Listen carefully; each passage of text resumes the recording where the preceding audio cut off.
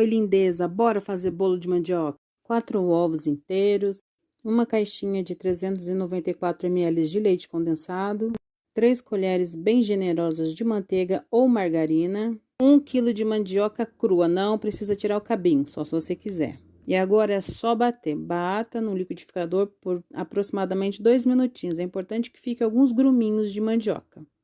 Mistura batida, coloque num bowl, acrescente 100 gramas de coco ralado e 1 colher de sopa de fermento em pó.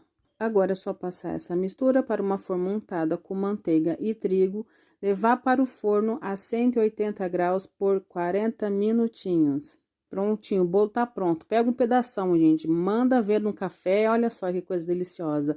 Espero que você tenha gostado dessa receita. Lembra de comentar, de deixar o seu like e de se inscrever no canal. Que Deus abençoe e um forte abraço.